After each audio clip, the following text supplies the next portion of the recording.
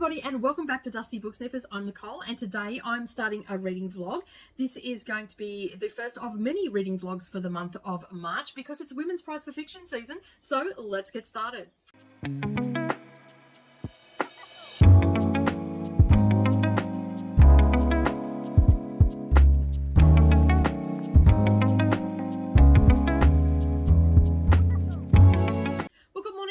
Everybody, and welcome back to the channel. Thank you for taking some time out of your day and spending it with me while I prattle on about the books that I'm going to read off the Women's Prize for Fiction long list. So you're probably wondering what book I'm going to be actually reading. Well, I have no clue because I have to spin up the wheel to find out what I'm going to be reading. So let's do that now, and then that way we can get on with the video. Okay, so I've got all the books on the list and I'm spinning up for my very first one. So let's see what I'm going to be reading first.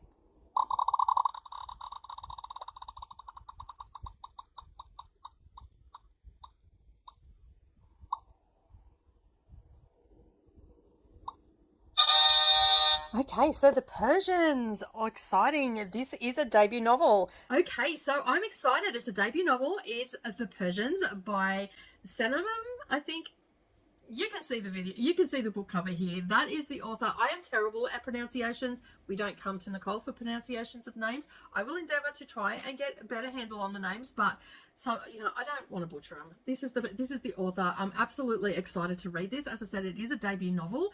This is a family that confronts their past, trying to keep them together and also trying to break free is what it says. Now, I've got Goodreads up here, and we've done this in the past where I have a look at all the information that we have about it without going into the synopses. Okay, so this has had 211 ratings. It's coming at a 3.63, and it's had 75 written reviews on Goodreads. So it is historical fiction, contemporary. It's got politics. It's set around Iran, and of course it's made it to the long list, and it was published back in May of 2024, May 31st actually, and it was brought to you by Fourth Estate, and I actually have this on Kindle, so that's where I'm going to be reading it. So I'm excited to start off the 2025 Women's Prize for Fiction long list read along, and I'm excited to start it, and I'm starting off with a debut novel, so how exciting is that?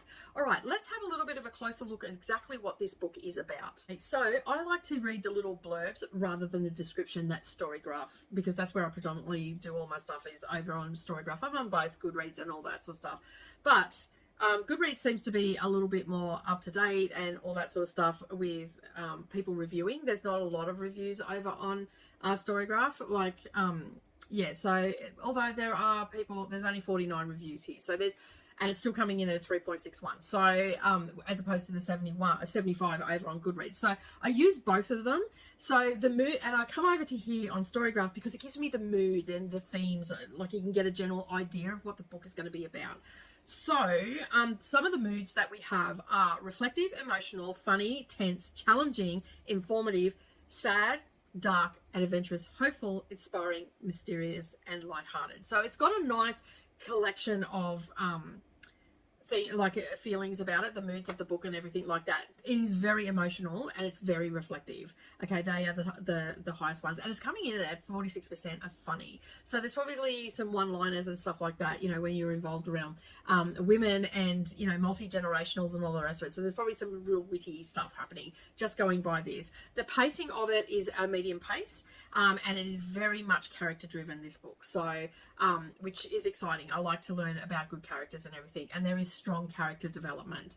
The characters, the lovable side of the characters, 50-50 there, and there's a diverse cast as well, coming in at 63%, and flaws of the characters are the main focus of it. So there's a lot of stuff over on Storygraph that gives me a good idea of what I'm in for the book and everything, whereas Goodreads just gives me a generalized feeling of it. And I wanted to incorporate that this year because each book is getting its own video. So this one is it's saying that it's a thought-provoking and emotional read that will captivate readers who appreciate complex family dynamics, cultural exploration and introspective storytelling, particularly those interested in Iranian American experience, and it also covers the complexity of identity, family, secrets, and the immigrant experience. Now, I had a really good run with immigrant books in the past on the Women's Prize for Fiction and other lists as well. And so I'm actually really, when I seen this, I'm like, I think I'm going to like this book. So we're going to get started in it. So that is the first one that I'm reading. Now, if you haven't been here before, generally what happens with the Women's Prize for Fiction books, I read the entire long list and I read them from start to finish. I do not DNF any of the books and I give you my honest opinions. If the book is not great, I will tell you it's not great. If it's good, and if it's middle of the road, you will get it all. I tell all the warts and all, and basically I do go into depth and have my feelings about it. I take a lot of notes and all that sort of stuff, and I go very much in depth and bordering onto the spoiler side of things. But if I am going to spoil anything, I will put it up on the screen so you know. All right, so that is what the book. That is the book that I'm going to be reading. That was some good English speaking there. That's the book that I'm going to be reading today and possibly tomorrow. I will check in several times throughout this book and give you my feelings on it, and of course then I'll give you my overall wrap up at the end. So I'm going to get stuck into it, and I will see you in the next clip. Hi everybody, and welcome back. All right, I'm here for the first check-in. I've started Persians, and you can see the cover there. I am really enjoying this book so far. There are some moments where I'm like, but for the most part, I'm actually really enjoying it. I'm not going to even speculate what the star rating is going to be. So basically, we've got a multi-generational book, as we discussed earlier, and we're following the story of 5 women. And it's ranging from a grandmother right down to a couple of granddaughters. So we've got the grandmother, Elizabeth, and her daughters, Sema and Shirin, left Iran in 1979 for America. Never to return, basically. And then we've got 2 daughters, one from each of those daughters. So that is the characters, the cast of characters that we have. And of course their husbands and brothers and you know, nephews and all that sort of stuff are also incorporated in grandfathers and all that sort of stuff. So basically, as I said, it is a multi-generational story. I am at around 40% at the moment, and we've basically just been spending time with each of these characters. So we have Britta. I'll start with her. She is the granddaughter of Elizabeth, and she is a little bit self-righteous in a way. She thinks that her way is the better way to do things. She's trying to live, you know, within her means and all that sort of stuff, and she doesn't like extravagance or anything like that. That's the general impression I get from her as a character. And she is studying to be a lawyer as well, so she's, you know, she's sort of just focusing on her studies, being a college student and all that sort of stuff. Then we've got her relationship with her mother as well. Her mother has passed away from a cancer. Now, we learn this very early on in the book, and like within the first chapter, I think it was. Her mother has passed away, and she's passed away from cancer. So we're starting to see what sort of relationship and how she feels about the relationship with her mother, and how that is sort of driving her life right now. And yeah, so that's all we sort of really know about Britta at the moment. But she is trying to help her auntie, Shirin, who right at the beginning of the book is being bailed out. The first paragraph, which I'm going to read to you right now, Britta opens up the book with saying, for a week, it was non-stop party of drugs and cartoons until an hour ago when I had to bail out my auntie Shirin out of an Aspen jail after being arrested for attempted prostitution. That is the opening paragraph. That has just set the tone for it. There is another paragraph that I will read to you in a moment, which I thought, oh my God, it wasn't too far into the book. I think it was about 10 pages or so in. So let me just find that for you. Yeah, it's 9 pages in. After we, you know, Shirin, Auntie Shirin is, you know, a little bit upset that she's, well, actually, no, she's not really upset that she's been arrested for prostitution. She's downright angry that she's been arrested for prostitution because it was sort of a joke in a way, and it just sort of backfired on her. But she is a really flamboyant and outrageous and charismatic character in the book as well, and she's ignoring the fact that she's been arrested for it. She's also an event planner, and this arrest is actually going to harm her business, it looks like, because that's the general consensus that we're getting at the moment. But I sort of really wanted to continue on. I wasn't sure how I was going to go with this one, but I wanted to continue on with this because it is not the immigrant story that I thought it was going to be, especially when you've got paragraphs like this. So it's the next day after the arrest, and Sharon says they would need to go and get something to eat, and she said, I could eat a cowboy. And then this is Britta's voice that we're hearing her. She's talking, you know, her inner monologue. As I zipped up my boots, I saw the white powder already sliced into lines on the mirror. I leaned over, I took a roll bill, and I snorted. Mo, who is her cousin, and Sharon did the same. I closed my eyes, I breathed in and out. The inside of my nose burned, and the bitterness leaked down my throat. I swallowed, and there it was, throughout my body, that little flash of joy. And I'm like, I'm down for this book. That was what convinced me to be down for this book. So there's all these little things that are happening through the book that make you have a little bit of a chuckle. Nothing, I wouldn't say it's overly funny or anything like that, but there's just some little one-liners that come out. Like this made me have a bit of a chuckle. You know, I know it's serious, it's strike taking, all the rest of it, people probably clutching their pearls, but you know, like I can see the humor in it and all that sort of stuff. And yeah, there's just little quips that that Sharon does that you just like, you start to giggle. It's so ridiculous that you can't help yourself but giggle. We also have a very weird description of the grandmother as well in this book. Elizabeth is described as having beautiful thick hair and, you know, looks beautiful until you get to her nose. And her nose is overly large compared to her sisters and all this sort of stuff. But she's also her father's favourite, and we go backwards and forwards in her timeline. So right now in the present day, Elizabeth is in Tehran, and she's in a very shabby apartment. And she has a granddaughter that is also in Iran as well, who happens to be Sharon's daughter. And so basically, she's not able to, because of the way the government's set up and all that sort of stuff, she's not able to sell her apartment. So she's sort of stuck there. And I think her name is Naraz. Yeah, Naraz goes and visits her from time to time. Now, Naraz is also a very interesting character as well. We meet her at 6 years old in 1979 when her mother was leaving. And basically, she ran off. No, it wasn't 1979 when I may have got my dates mixed up. It may have been a bit later. Anyway, because Shirin went to, I'm pretty sure that Shirin went to the United States. Anyway, beside the point, the dates are neither here nor there. But anyway, Naraz's story, she is growing up in Iran. She's been left behind by her family. And I'm pretty sure it's Shirin that she's been left behind. They may have gone to visit Iran or something like that. I may have missed that bit. But anyway, either way, they were supposed to be leaving to go to the United States.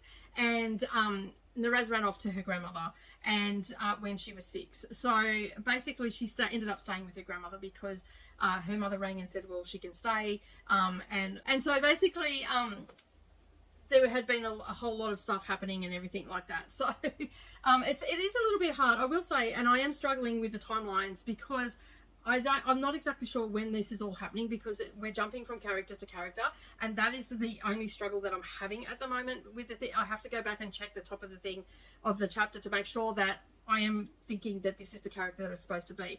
I am at 40%. I would have hoped that it would have settled down by now, but I am enjoying my time when I am with the characters.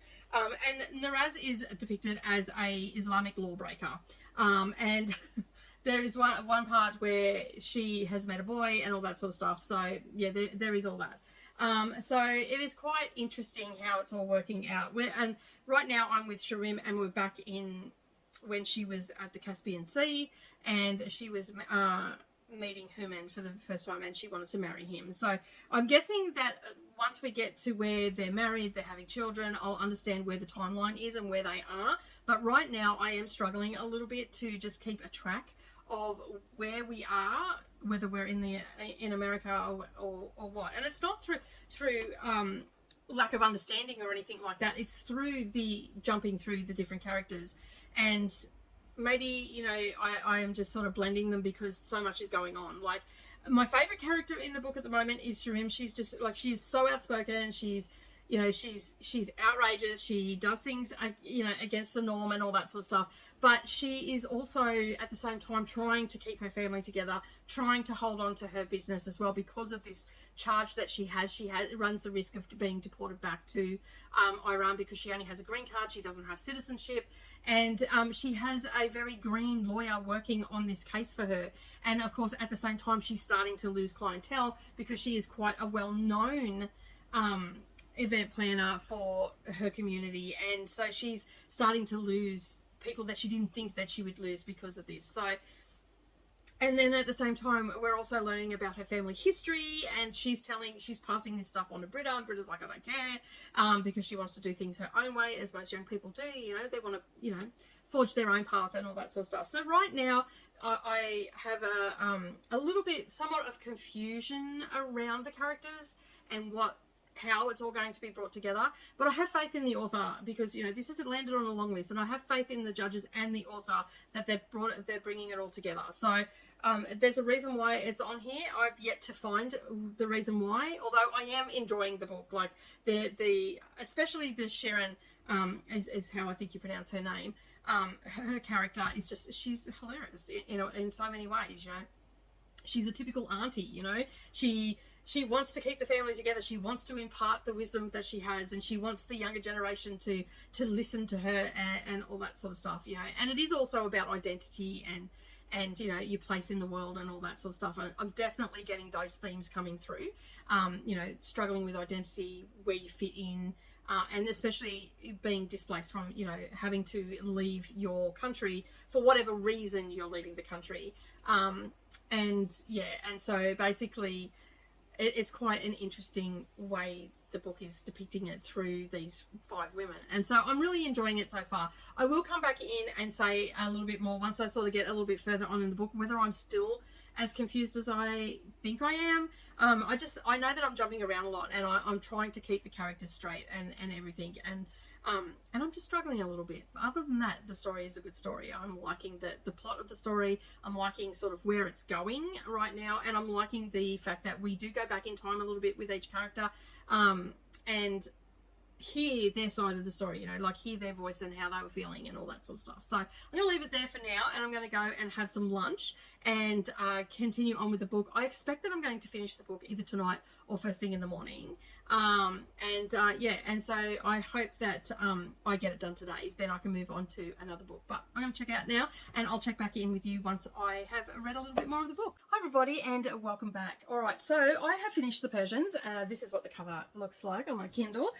So yeah, I actually really enjoyed this book. I don't know really...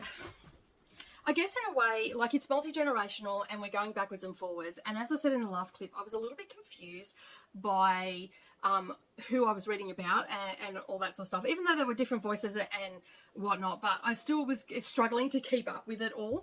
It's taken me a few days to read this one because I just sat with it for a little bit and tried to absorb as much as I can. Now, this was a debut novel. And you can see the cover here. It's absolutely, there's actually a couple of covers. I like this one because I think this one actually describes the book a little bit better. Like it gives you an idea about it, because I'm assuming that the person on the cover is actually Sharon.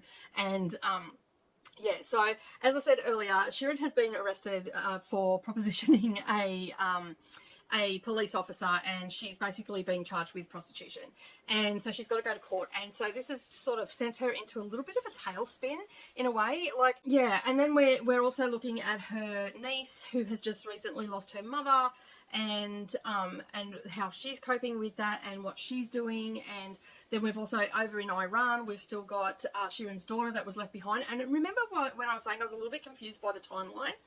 So they did leave in 1979, and at the time Narez was 6 years old, and she ran off to her grandmother Elizabeth, who's the matriarch of the family. And so we're getting timelines from each of these women, and we're also getting a timeline from Bitta's mother as well. So she's even though she's dead, she's reflecting on her life, and we learn about what happened to her as a child and all of that sort of stuff as well. So it was a little bit confusing, but when I spoke to you last, I was at the 40% mark. I think I was at 41%. And I said, I'm hoping that it settles down a little bit. And I felt like by that stage, just after that, if I had kept reading, I probably would have had a different thought at that point of the book. Now, it is pretty, it's probably a slow to medium pace. I did feel like sometimes it dragged on a little bit. And I felt like that there could have been a little bit more editing to this book. A few things could have been taken out. That we didn't really need to have in the story, but it didn't take away from it at the same time. So I guess it can stay in there, but I just felt like some of it, I was just like a little bit bored of it, especially when it came to the shenanigans of Sharon and her thought process and how she was feeling and all that sort of stuff. And I feel like there was a section of the book, which I don't want to give spoilers, could have been explored a little bit more, and it was blatantly obvious to me as we were going along, as the book started to get a little bit tighter in its narrative and whatnot. It became obvious what they were, why this person was being mentioned quite a bit in Elizabeth's timeline. And as I said, we've also got Seema's timeline as well, where we're learning about her and how she was feeling. I don't know if I mentioned this in the last book, but she was quite a disgruntled housewife, and she was living in LA, I think that they were living, and so Bida had grown up in that area, and she had, when she had Bida, she basically became everything to Seema, and she was just really disheartened with her life and felt like she couldn't fit in, and she didn't really belong there. Her feelings was that she didn't really belong there, and she struggled to make friends and all that sort of stuff. So I guess for her it was more of a longing to be where she knew where she was in the world, like her place in the world, and how, because she was quite prominent over in Iran. She moved through the world with purpose, I guess is what I'm trying to say. Whereas when she came to America, she felt like she didn't have a purpose. She was struggling to fit in. She'd make friends, then they'd leave her and all that sort of stuff. And I guess in a way I connected with her a little bit more than the other characters, because I think, I know myself, I've struggled with that, like my not because I'm an immigrant or anything, but just my place in the world, and stuff like that. So I could relate to that a little bit better. And I really resonated with her voice. Like, we go through life and sometimes we're not living our best life and all that sort of stuff. And, and then something like, she passed away, and, the things that happened to her where she, and this is a bit of a spoiler, she found her grandmother dead, had committed suicide. There was a lot of talk of one killing themselves in this, like past relatives that had done it and stuff like that. So if that's a trigger for you, this is, you might want to tread lightly. Go and check out any sort of triggers and stuff like that. There is drug use in this. It wasn't as prominent as I thought it was going to be.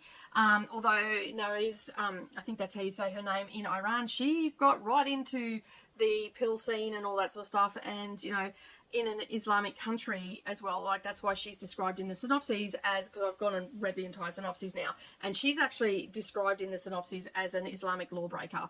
And so has her grandmother, for that matter, as well. So she was doing a lot of things that she shouldn't have been doing. And because their family had come from, for lack of a better term, I guess, like royalty in a way, they were able to do a few extra things out of trouble. So, and a whole lot of her friends also got in trouble and all that sort of stuff as well, and they were able to get out of it. And we also, with her timeline, there was the human nature side of things, where you meet someone and you've got that chemical reaction, like chemistry between them, and that connection, and you want to become closer and all that sort of stuff, and what to do in that circumstance. So there was a lot of talk about how she got around that. So she was able to have relations with her boyfriend and whatnot. And he subsequently left and whatnot. And she went on with her life. But she always wanted to do something. She always wanted to have a purpose as well. So I guess, in a way, throughout this entire book, we're looking at the women that were wanting a purpose, wanting to be something more than what they were.